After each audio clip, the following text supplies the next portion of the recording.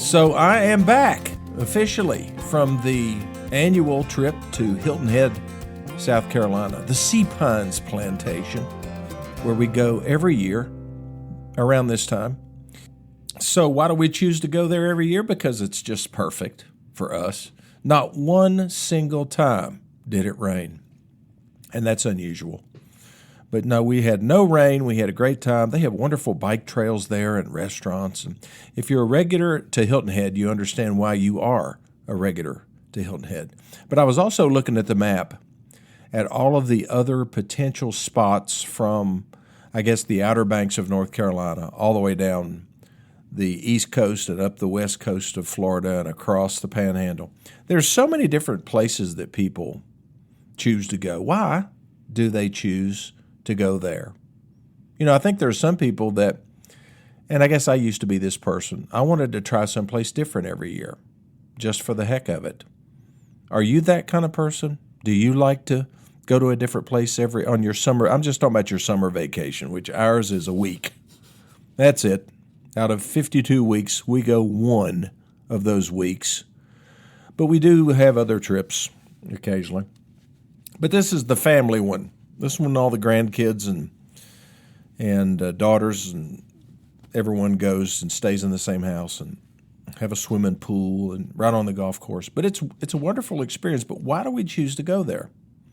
Well, in my mind, it's because I know exactly what I'm going to get, except for the weather. I cannot predict that. But I am confident that I'm going to be happy going there because it has all the things, all the components that I like in a vacation.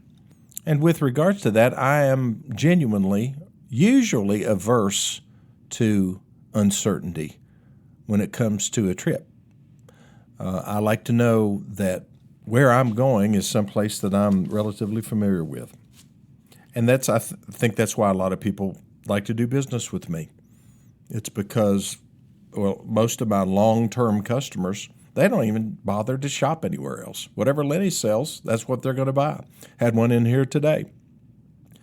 She's been driving a Nissan Rogue for the last, 5 years. It's got 106,000 miles on it. And she came in, had what was it? Oh, it was a door lock actuator that was bad. So when she tried to lock her doors on her driver's side door, it wouldn't lock. So she took it to the service advisor, which she always does, and they gave her a price for a door lock actuator. She said, is Lenny here? And so they came and got me, and I said, oh, hey. And we reminisced a little bit about things in life and all the experiences that we've had together. They've bought every vehicle that they have ever owned since they lived in Greenville. That was since 1978. Every single vehicle has come from one of my dealerships. So pretty good long-term relationship. She said, I don't want to put this part on this thing. I'm gonna get a new vehicle. It's time. And so it was comfortable for her. She has no doubts about whether what I sell is a good quality product. I do want to go there too right after this. She had no doubts about whether I would be fair with her. She trusts me. Wouldn't that be a great feeling to have, to be able to walk into just about any kind of business, but specifically a car dealership, and just feel comfortable that you're not going to get taken advantage of? You know, that whatever price is given to you, you know that it's going to be fair. I mean, that's the way it should be, right? I mean, a lot of places, we go to Dick's Sporting Goods, for example, and I may buy, bought a golf, let's see, what was the last thing I bought? Well, it was tennis shoes, but before that I bought a pretty expensive putter. And this putter was what Scotty Scheffler uses. You know, he's a very popular, very successful golfer the last 4 or 5 years. I'm going to try that big old thing. It's big old mallet head putter. And it had a price on it. So at Dick's Sporting Goods, I look at the price, I look at the putter. Is the value there that justifies my purchase? To me, it was. So I go to the cash register and I pay for it. There's no emotion. There's no worry about getting ripped off. I may end up not liking the putter. You know, I may put it in my bag and go to the golf course, pull it out, and can't hit anything. can't get the speed right, can't get my towards right. So that's what we say around here in East Tennessee, towards.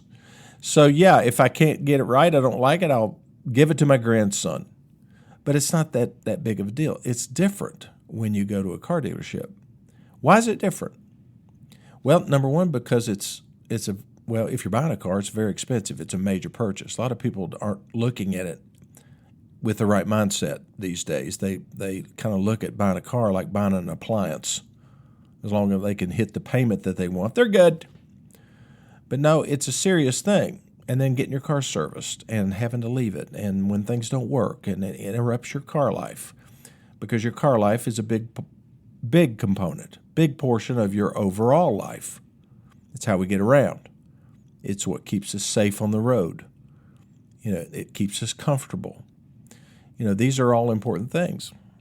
But we want to feel comfortable also with the process, with the people that we're buying it from. So, and a lot of people just don't, and it's unfortunate.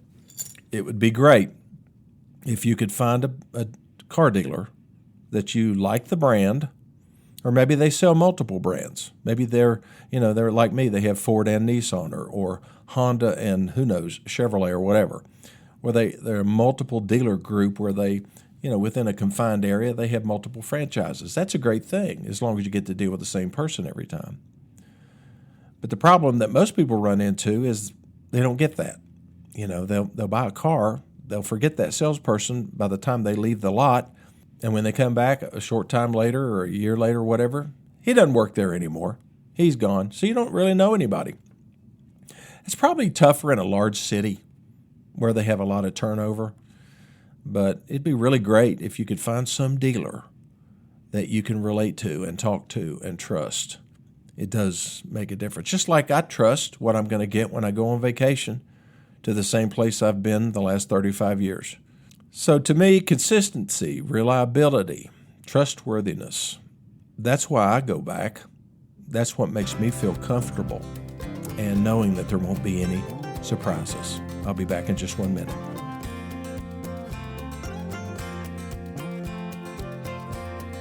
Okay, I am back. If you were worried about price hikes due to the tariffs, I don't think you're going to have to worry as much as we originally had thought, because most of the automakers want to preserve their market share that they have right now, or gain market share, and you don't do that by raising prices. And their profits are going to suffer because they're going to be absorbing a lot of these increases. That's okay with me. One of the ways they absorb it, though, is to cut back on incentives, which is not great. So what you may see over the next few months is that, where there used to be like $3,000 and $4,000 rebates, they might be $500. Where you used to be able to get 0% financing, rates are still pretty high. That stubborn Fed, I wish they'd cut the rates. I mean, it does have an impact on automobile loans, that's for sure. But if they don't, then the rates are going to stay stubbornly high, let's say. So you might see 2.9 or 3.9, which is not bad. I mean, when you think about it. Of course, I'm from an older generation. I'm somewhat of a geezer. And I remember when I bought my first house, we bought it from my in-laws. I know. But it was really a good idea. They gave us a great deal. So their mortgage rate was, 6.75%, which is about what it is now, right? But the going rate to finance a house was about 16% when I bought mine. Prime rate was 18%.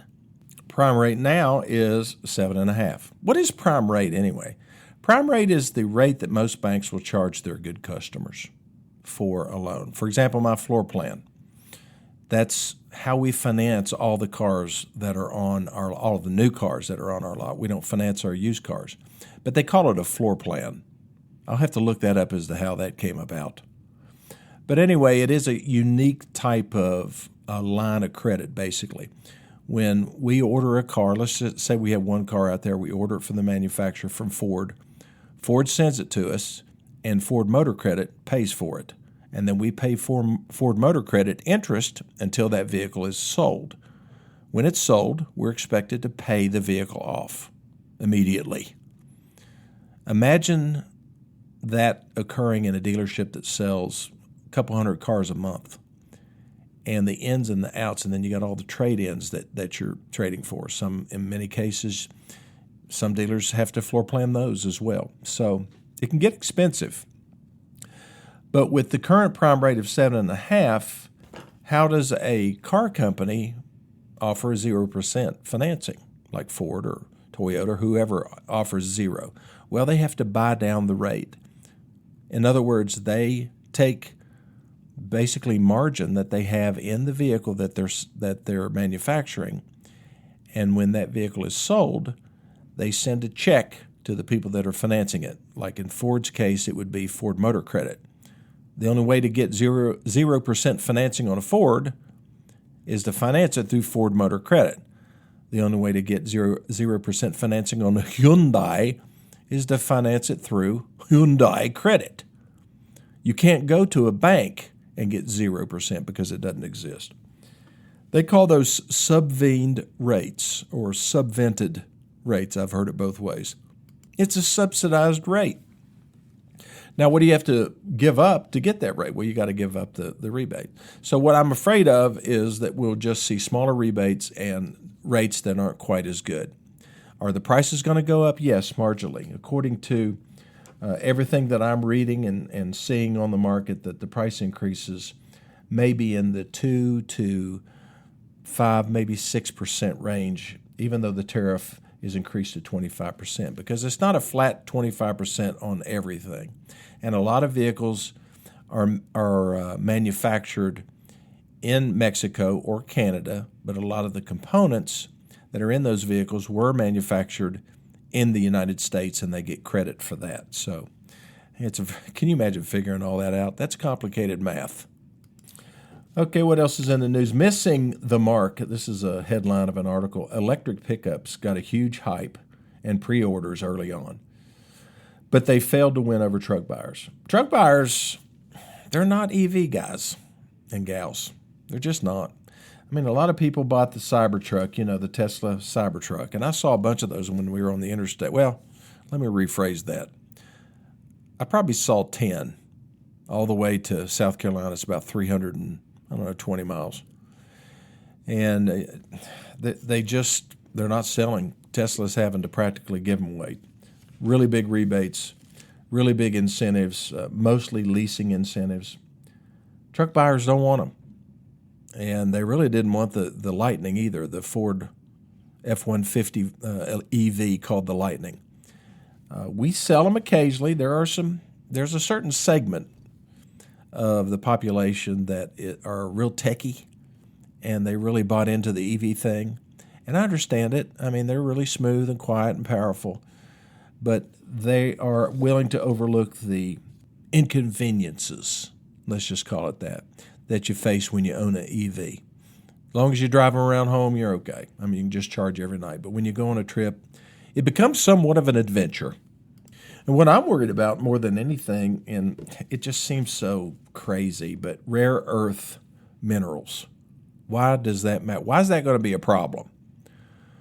Well, the industry experts are saying that it could be a bigger problem than the big chip shortage we had because of the pandemic. You remember that? We couldn't get hardly anything because they couldn't make enough computer chips to go into the vehicles. The plants were shut down. Everybody was wearing masks and, couldn't get within 6 feet of their coworkers, and it was a big problem. And so what happened is they ran out of chips. And so when you don't have chips, you can't build vehicles. Well, China controls most of the rare earths. We have more than enough in the ground, but because of all these governmental regulations of opening a mine and trying to get at them, they haven't been able to do so.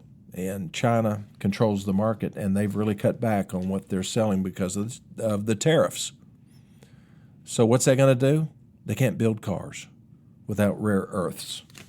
What do they use rare earths in anyway?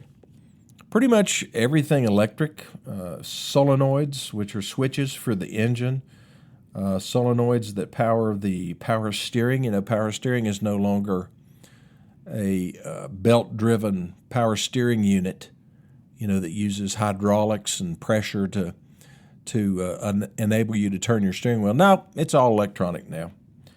Anything that has a computer in it, any kind of magnet, like alternators, for example, that's all rare earth minerals. That's a lot of different components that aren't going to be able to be produced or produced in the numbers that we are used to that the manufacturers need. Quite frankly, the car business is pretty good right now. We had a great May. We had looks like it's going to be a really good June as well. So the problem is that the inventory is going away. It's just not coming back in at the rate that we like. And plus, it doesn't come in the way you order it. That's another problem in the car business. I mean, you sell 10 F-150s with XLT packages and you want 10 more. Well, you can't get them because of constraints that they have at the factory for multiple reasons. And so you have to order lariats. Well, the lariats come in and they sit and they don't sell. And because they don't sell, you don't earn more trucks where you can get the XLTs. It's a conundrum, but that's just another little twist of being a car dealer. One of the things I want to talk about today is good tech and bad tech. There's certain features of vehicles that I just dearly love. I love a heated steering wheel. When they first said they were coming out with heated steering wheels, I said, what a waste. That's nonsense. I'd rather have a heated steering wheel than a heated seat, personally. But, I think that's good tech, good technology. When it comes to more sophisticated stuff, I think it's great that technology, especially with the Ford Motor Company that I happen to sell their products, and Nissan too, is that they're able to use small displacement engines in vehicles and still have the power of a V6 or a V8. I mean, one of our best-selling vehicles, folks, has a 3-cylinder engine in it, the Nissan Rogue. 3 cylinders. Twin, or it has not twin, but that one has turbocharging. It feels like a powerful V6. I tell people this thing has a 3-cylinder, and they say, what? You're kidding me.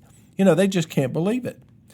But things like turbocharging, direct fuel injection, which enables a much more efficient injection of the fuel into the cylinder, so you get more efficient combustion, you get fewer emissions, but you get a lot more power. And then all these multi-gear transmissions. I know we have a lot of recalls of different brands over the years, but I tell you what, it's great. I remember the what was that one I wrecked? 1974 Chevy Nova had something called a Power Glide transmission. 2 speeds, low and high. That was it. You put it in gear, and that's all you got. My F-150 has 10 speeds in the automatic transmission. The least number of gears of anything that we sell is 6. And what has that done? Well, the engine doesn't have to work as hard when you have that many gears. It keeps the engine in the perfect power band most of the time, where you get the right amount of power and you maximize fuel economy at the same time. I mean, it has transformed the auto industry. I mean, we've got vehicles out on our, for example, my 66 Mustang that I have out there on the showroom floor. It's got 271 horsepower. That was the most powerful engine you could get in a Mustang unless you sent it to Shelby. Carroll Shelby would make some major changes they put a different intake and exhaust manifolds and a few other changes, and he would boost it to a whopping 315 horsepower. I've got a new Mustang GT on my showroom floor. It has 500 horsepower. And, of course, it's a bigger displacement engine, but it's things like, plus it's non-turbo. But you have direct fuel injection. You have the lightweighting of many of the materials, the pistons and everything on inside the engine, with the exception of the crankshaft and the camshaft. A lot of them are made out of aluminum blocks.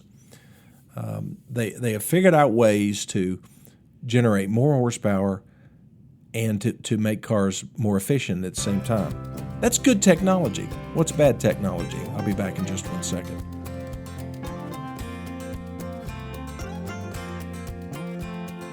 Before I get into the bad stuff, things like collision avoidance. I was trying to sell a Rogue to a good friend of mine, as I was mentioning earlier, and I was just talking about the safety devices and the safety features that are on this vehicle. It's amazing. I mean, it won't let you run into somebody if they stop short in front of you and you're not paying attention. The car will stop. That's good tech. I like it. It's not cheap, but it's good tech. Airbags, for example, the amazing job that airbags have done saving lives in this country. It's amazing. What about bad tech? Right now, EVs. I mean, it's just such a expensive technology that we're just not ready for. I wish they could just wait about 10 or 15 years until they have it perfected, then start coming out with some EVs that have smaller batteries, charge faster, more range, then people might buy them. Self-driving cars, another bad technology. They're having all kinds of problems with self-driving cars. I don't trust it. I did a couple times with Blue Cruise going down the interstate. I trusted it, but my wife didn't. She was uncomfortable.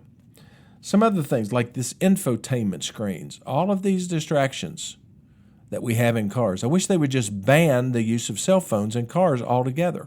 It would save thousands and thousands of lives. They can do everything else, but they can't make a cell phone not work when you get into a car. More bad tech, start-stop systems. Don't you just hate those? You know, every time you stop, your car stops. And then when you take your foot off the brake, it starts again and takes off. How much gas is that saving? Not much. I turn mine off every time I get into my vehicle. To me, that's bad tech. That's just trying to make some government official happy, with the EPA. More bad tech. Electric parking brakes. What am I supposed to do if my brakes fail? Used to, I knew if my brakes fail, I could always use that parking brake to stop my car. It wouldn't stop it very well because it's only using the rear brakes, but it would stop it. It won't do it now. And plus, if you have an electrical failure, you can't move because your parking brake won't release. To me, that's bad tech.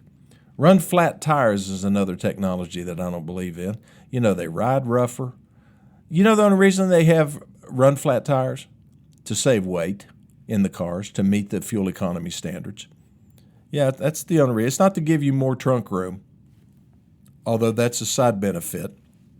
But yeah, I don't want run flat tires. I want them to just go ahead and go flat. I'll put on a spare, and they'll ride better, probably last longer, and they cost about half as much. So anyway. And I tell you, the final thing is these overly sensitive emission controls that turn on the check engine light.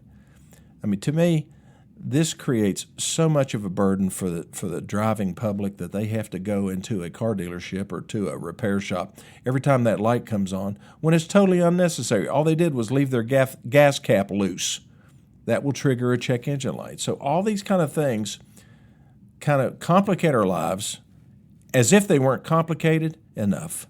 Well, thanks for listening to this edition of My Car Guru. If you have any questions about your car life, you need some help, send me a text, 423-552-2020, or send me an email to LennyLawson2020 @gmail.com, and I'll see you next time.